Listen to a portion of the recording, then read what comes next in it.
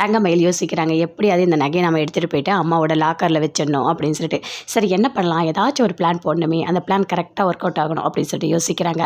அதே மாதிரி பின்னாடி போகிறாங்க, சாமாந்திக்கிற இடத்துல இருக்க எல்லா பாத்திரத்தையும் அப்படியே உருட்டி விடுறாங்க, எல்லாமே அப்படியே கழிச்சு போடுறாங்க. கழிச்சு போட்ட உடனே அப்படியே அடுத்த நாள் காலையில் கோமதி வராங்க.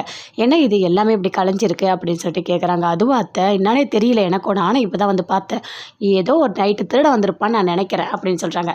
என்னது திருடனா, நம்ம வீட்டுக்கா அப்படின்னு சொல்லிட்டு கோமதி சொல்கிறாங்க. பாண்டியன் எல்லாருமே வராங்க, ராஜி மீனா எல்லாருமே. நம்ம வீட்டுக்கு திருட வந்திருக்கான்னு சொல்கிறா இவ அப்படின்னு சொல்கிறாங்க கோமதி.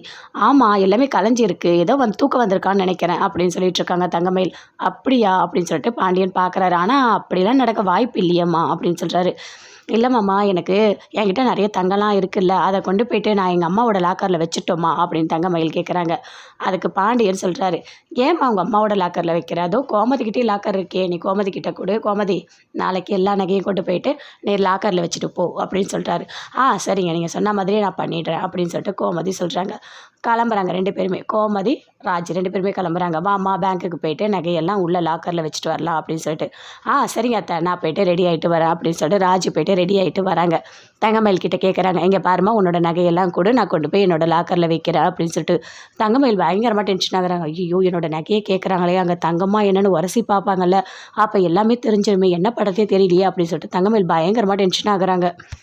அப்படியே நகையை எடுத்துகிட்டு வராங்க. எடுத்துகிட்டு வந்தோடனே, இந்தாங்க அத்தை, அத்தை எனக்கு ஒரு சின்ன சந்தேகம் சொல்லுங்கள் அப்படின்னு சொல்லிட்டு தங்கமயில் கேட்குறாங்க.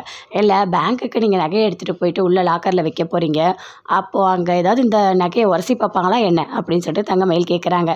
நீ என்னம்மா நகை கொடுக்கறத விட உரசி பார்ப்பாங்களான்னு அதையே கேட்டுட்ருக்க, இப்போ உனக்கு என்ன பிரச்சனை அப்படின்னு சொல்லிட்டு கோமதி சொல்கிறாங்க. இல்லை அத்தை எனக்கு ஒன்றும் இல்லை, சும்மா எனக்கு ஒரு சந்தேகம், அதான் நான் கேட்டேன் அப்படின்னு சொல்கிறாங்க. அப்படியே ராஜி கோமதி ரெண்டு பேருமே தங்கமயிலே பார்க்குறாங்க. தங்கமயில் பதட்டம்